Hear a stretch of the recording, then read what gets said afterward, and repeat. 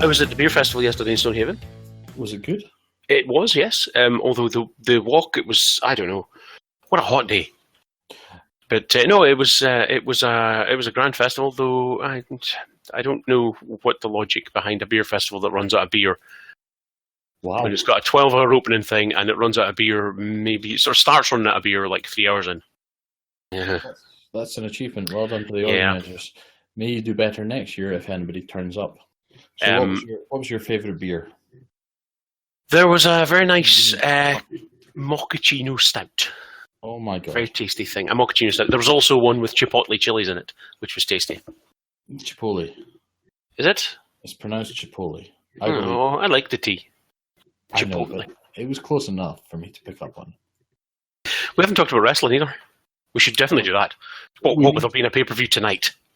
Well, there is, isn't there? Mm-hmm. But to be fair, it's the least interesting pay-per-view I think that WWE put on in a long. I don't know. I think, to be honest, I don't think this is any less interesting than about the last three. I can see why they're doing it, but there does seem to be too much at the moment. Exactly. There does seem to be too much. They've got, this, and then in 2 or 3 weeks they've got another one, and then in 2. It seems to be about once a fortnight. It seems to be about that. I will say this: what the hell is Jinder Mahal doing with the title? He is courting the Indian market. I know, but they tried that with the Great Khali, and he was awful. Not the best wrestler in the world. And Jinder Mahal is not the best wrestler. He's not the best personality. I don't want to boo him because he's a bad guy. I want to boo him because I don't want him on my TV particularly. Yeah. I am inclined to agree with you, but apparently he's getting more heat than anybody was expecting. Well, yeah, but again, is it the right kind of heat? Because for me, it's the kind of heat that I used to give Alberto Del Rio. I just don't want to see him. Yeah. He is, to me, flick fodder. And I don't mean that in a dirty way. I mean, hey, look, I can flick and see what's on another channel while he's on my television. Yeah. I didn't enjoy Del Rio in the WWE either. But the very first thing I saw him in outside WWE, I thought, actually, no, he's pretty good. I like him. So it's just his packaging? Yeah, I think so. The Del Rio thing, when they took him in, wasn't it the rich Mexican gimmick they had, and he had his driver and the guy that did his announcing and stuff for him. It was the Mexican JBL. Yeah. And he wasn't good. That wasn't good branding. But when he came out to the independent scene, and the first thing he said was like, "Okay, you guys, you fans, this is the thing." It was a what culture thing. That's what I'm doing. It was one of his first matches post WWE. Yeah. And his first comments was like, "You guys, the atmosphere in this place. This is why I quit WWE to come back here for this kind of thing." And he was all sweary, and it just was like, yeah, he's a better sweary man. Yeah. He didn't suit the PG thing, maybe. Maybe not. A lot of people don't. I'm not sure I'm a fan of the PG thing now. I think that they can, with the way that the rest of television and media is going, I think they could step away from the PG thing quite quickly now. Yeah. And I think, and the ratings have shown this. The more PG they get, the more people switch off. Yeah. They say they're moving with the times and all that kind of stuff, but I don't think it's worked for them long term. No, I don't disagree with you. I would quite like to see just something a bit more. I mean, I understand, the PG thing. It's now the products are much, much safer. People can wrestle much later in life. People can come back. 50-year-old people can come back and have a match. That's a good thing. Yeah, but just about. It's not the blood and violence it's the edginess of the characters. And, you just feel like they want, you've got guys that are hard as nails. I'm actually going to use a good analogy here.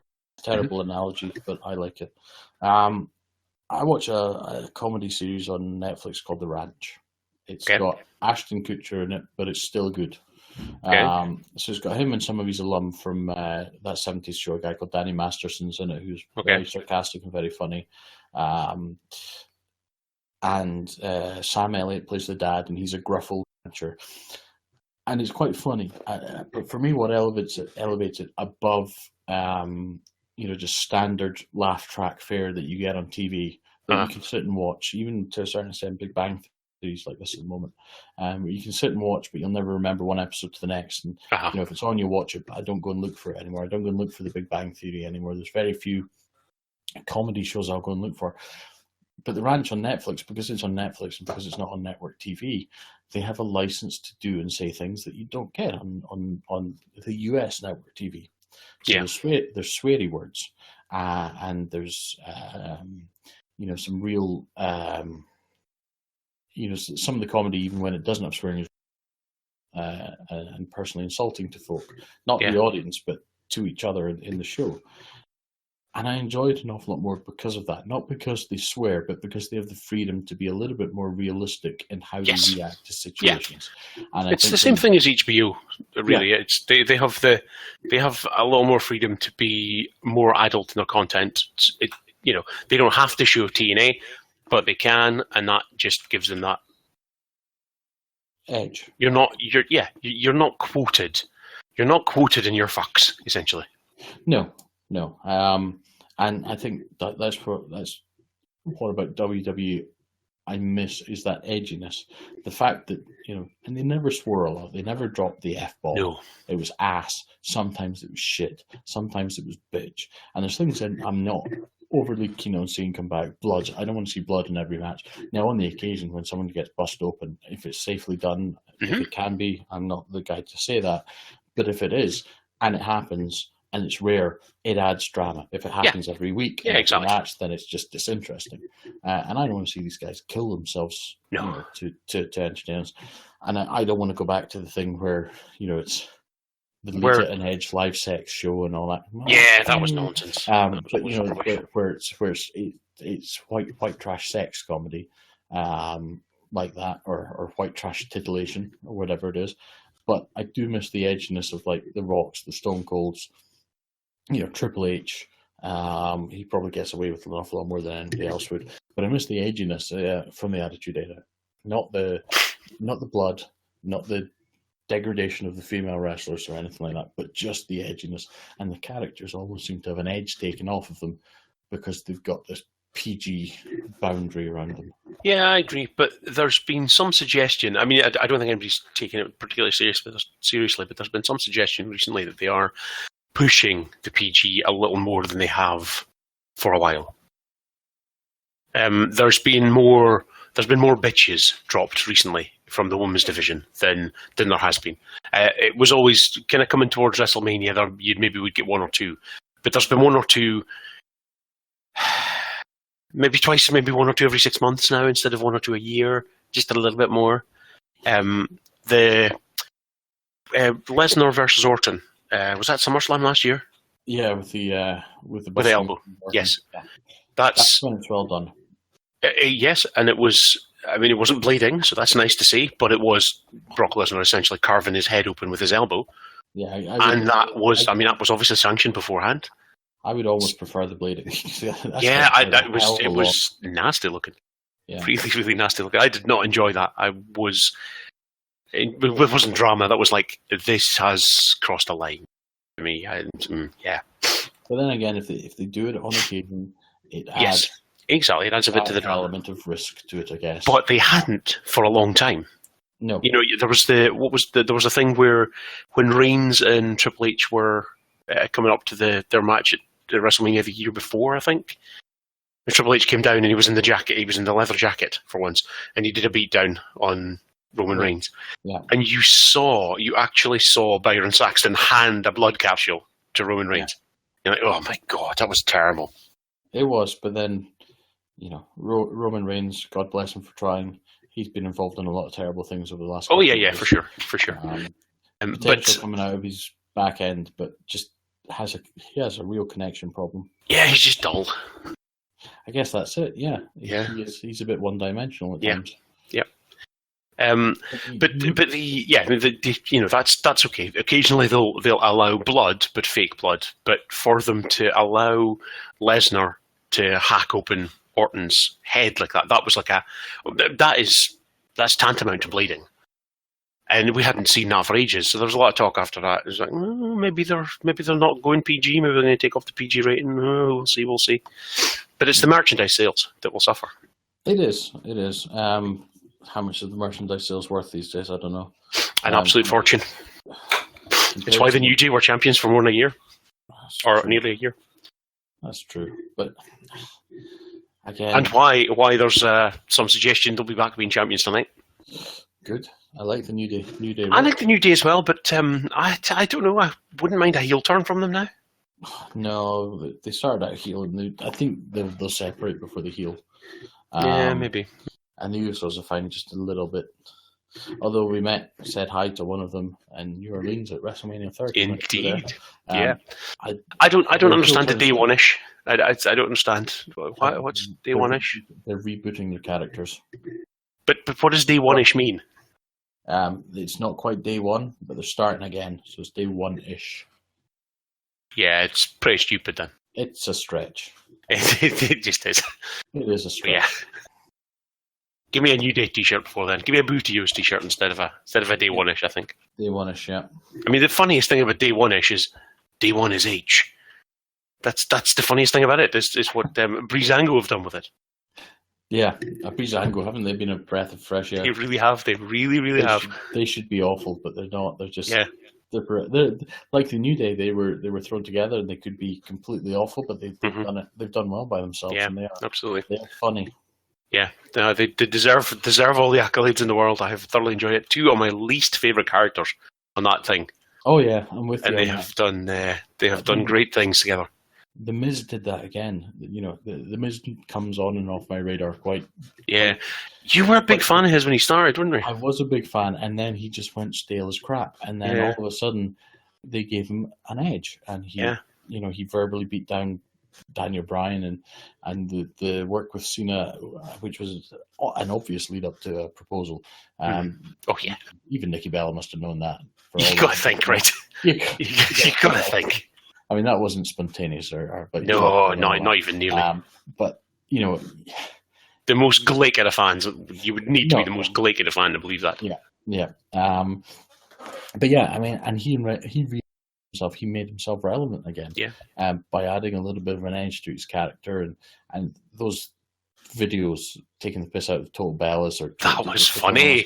I have not laughed that much at wrestling for a long time. What got me was, Cena is obviously a very, very amped up physically guy. I mean, the guy is just comprised entirely of lumps. I have never seen forearms as thick as his. It's like his arm is just solid from the shoulder right to the hand. Chris, he's only got 2 arms. Come on. He's good, but he's not that good. But edit out that joke. Look at that tumbleweed. Yep.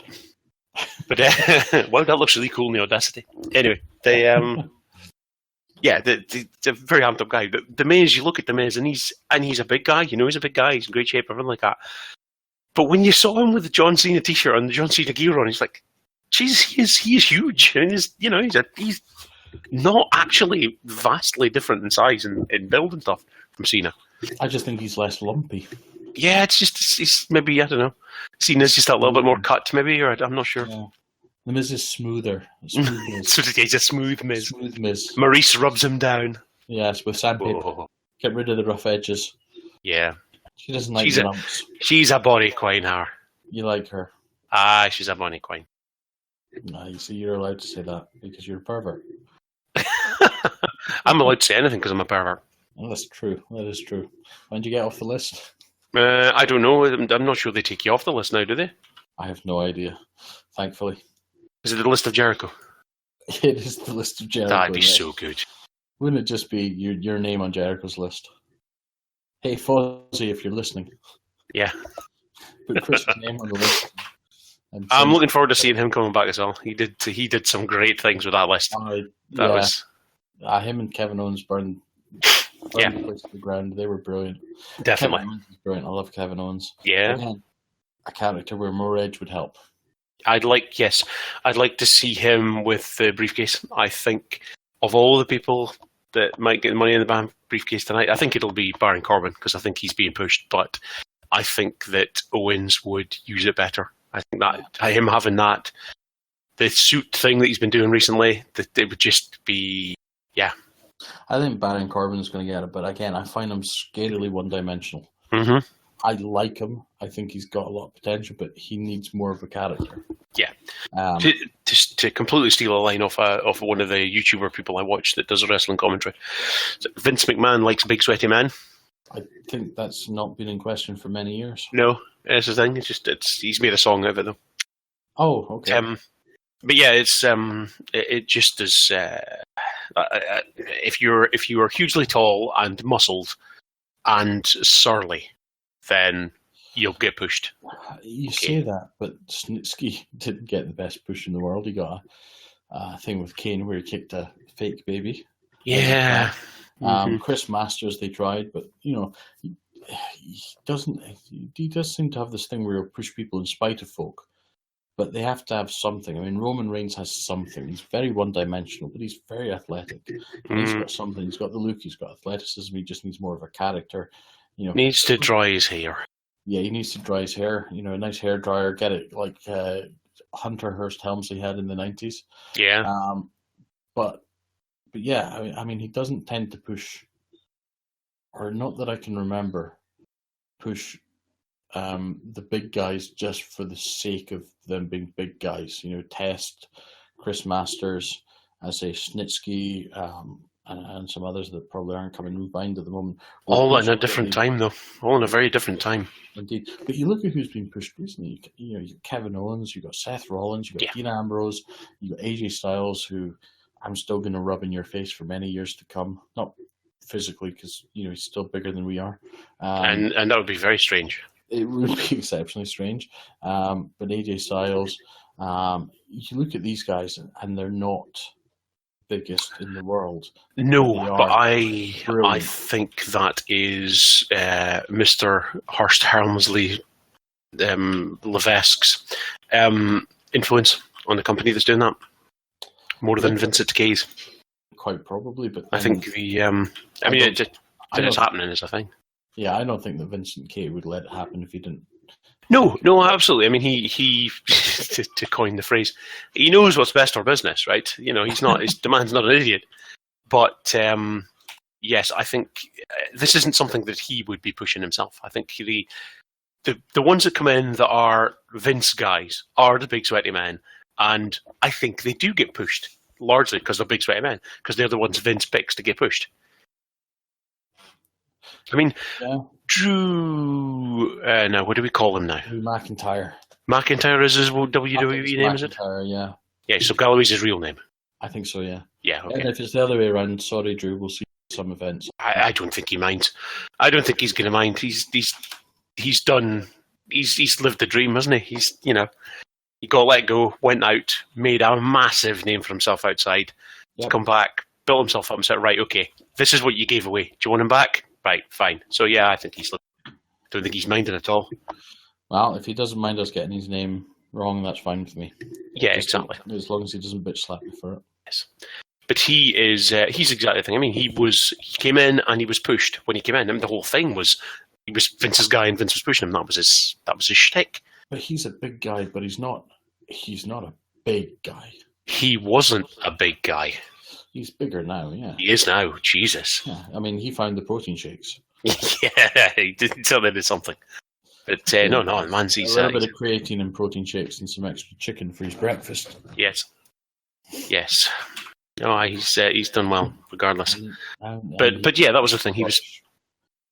It'll be Lauren sausage. Lauren sausage with extra. Lauren sausage with extra brown sauce. But yes, he went in. He was pushed by Vince and wasn't really particularly interested in his first run.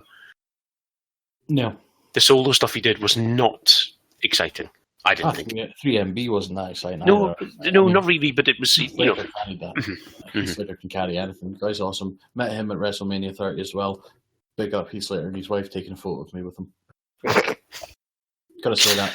I'm sat here going, I was there, right?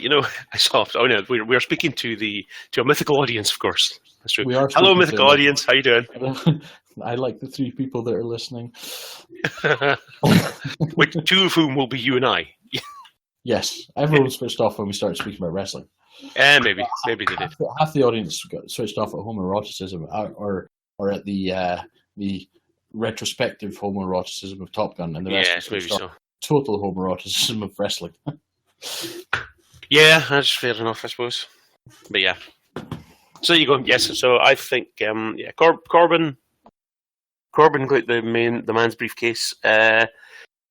What are they saying now? The favourite, I think, is Carmella for the women's one. Oh, James Ellsworth will wonder about carrying it for her and stuff. Yeah, I'm not a big fan of Carmella, but not either. I want Natalya to get a chance. She's fantastic. I've never seen her have a chance, but she still feels a Divas era. Yeah, and she's not. I mean, she never was a Divas era. I mean, she was in the Divas era, but she was never a Divas era. No, it's a thing. I would like Beth Phoenix to come back. To be honest, yeah, she's somebody for the women's revolution now. Yeah, like her a lot, and our acceptance speech at our Hall of Fame speech was fantastic.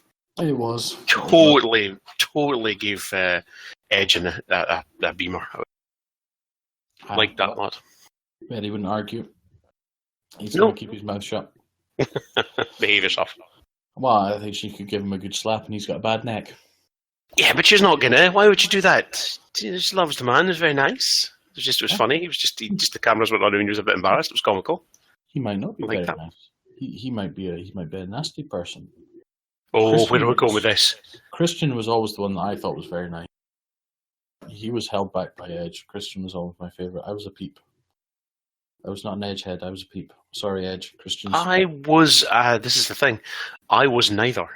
Didn't particularly like what they did with Edge Solo, though he ran with it and he did very well. I didn't particularly like the Solo Edge character. He was fantastic. I proper marked out when he came back from injury unexpectedly. Yeah. What was it? It was a Royal Rumble he came back at, or something like that. Yeah. And he came out and I proper marked out. That was absolutely marvellous. It was really good. He came back in his face. But then he quickly went heel again. He was too good a heel. Here's a question for you. Mm-hmm. Is it possible for somebody who's actually good, and I mean good as in, Triple H or Stone Cold, The Rock, Edge, Jericho, anybody like that, is it possible for them to be away for an extended period of time, be it injury or being fuzzy, and come back and be a heel when they walk out that curtain? Is it possible? Because not without build-up. Now I remember with Triple H. Now this might be slightly before your time because I've been. Oh, you've just vanished. Have I? Am I not here? Yeah, you just disappeared a second. Oh dear. You just went silent, but that's fine. I'm just saying, I've been a fan much longer than you have. Yes, I've been a fan since the 80s, since early Hulk Hogan was talking to his Hulkamaniacs about taking the vitamins which you inject in your ass, and they're liquid, and you can only buy from dodgy doctors, all the way through to today. And I remember good old Triple H going and running around the ring and tearing his quad. Yes, I remember him tearing his quad. And he was a heel, and Stone Cold was a heel, and they were the power trip, I think. They were something like that. And he came back, and he'd been a heel a long time. He was a proper heel. He was hated for all the right reasons. So when he came back from injury, the ovation that he got, massive pop. Again, another one where I completely marked out. Yep, totally. And I'm just thinking, is it possible for a character to go away and be one of the most hated characters and come back and still be hated? It seems to be the fans just go, I don't care, we've missed you so much, give us a hug. We don't care that you're abusive and hate us and are going to beat us up and throw us downstairs and stuff like that. We love you so much. I think it's possible. I think it can be done, but it needs to be done very, very carefully, and it's done by how the character's promoted. Well, I guess the only way that they could really do it is a run-in. No, I wouldn't say a run-in, because I don't know that a run-in would work. I think the pop still happens. I think you have to advertise them. I think I'm thinking more the thing they did with Emelina. That thing there. So when she finally appeared and then walked out, she got heat for doing that. There was heat. She came in and everybody by this point was pretty much indifferent to her. But I'm not sure she was ever really. I mean, she was liked when. No, that's the thing. But I can imagine. The announcement is Chris Jericho's going to come back. Chris Jericho's going to come back. It's going to be fantastic. And then week after week after week, Chris Jericho's going to come back. Everybody gets fed up hearing about it, which takes away from the pop. And then he comes in and then she tells them all to get to and I think that is as close, I think, as you get to. I think they did that with Jericho or somebody else. And it might have been Jericho. I'm sure maybe I'm just making it up in my head. Listeners, write in if you know the answer to this. Have they done this with Chris Jericho before? I know. It's a stretch. I seem to think that he did that with someone, and I think it was Jericho. Yeah, I wouldn't be surprised. He's done more comebacks than anybody I know. I'm pretty sure they did something like that where they advertised him week after week. His music would play, and he didn't turn up, and then eventually turned up, and the fans turned. But I'm not sure they turned as much as they wanted them to. But then it is Chris Jericho. It's impossible. Yeah. I mean, even when he's a heel, it's impossible to hate him. Mm-hmm. Still, as you say, when he was a heel with the list and doing all the dirty deeds, not the double underhook DDT that Dean Ambrose stole from Mick Foley. When he was doing all of his naughtiness, he still kind of had a wry smile. He was still giggling along. Oh yeah. I mean, for sure, he was over, wasn't he? The thing I remember about when Jericho came back this time. So what'd that be, about 18 months ago, something like that? It must have been, yeah. I don't know how long he'd been away, because I was on a bit of a hiatus from watching the programming as well, and he had been there when I stopped. So maybe he wasn't away much more than 6 months or something. But he came back, and I got the distinct feeling that he wasn't as over as he had been. That it's like I got the impression he'd been away for a very long time, and nobody knew who he was, and he had to remind them. They weren't like the fans weren't chanting the same things and stuff like that. In the way they had, and I wondered. I've wondered why myself. Was that why he seemingly worked so hard, or the people behind the scenes worked so hard, whatever, to give him the new gimmick, to give him the list, to give him the it thing, and you just made the list and stuff like that, the chat, the phrases and stuff like that, to get him over again. I don't know, because I think he's always come across as a guy that's always worked enormously hard anyway. He seems to love it the way that not many people do. Yeah. Oh, yeah, for sure. And I think... But it's something that, you've got to assume that the WWE audience is working in the same way that the rest of the world seems to now. The attention span is just minuscule. If you're off the screen for 5 minutes, people forget who you are. See, exactly. That's what it is. This is where we are now. Short attention spans of the internet. This podcast is probably 40 minutes too long already.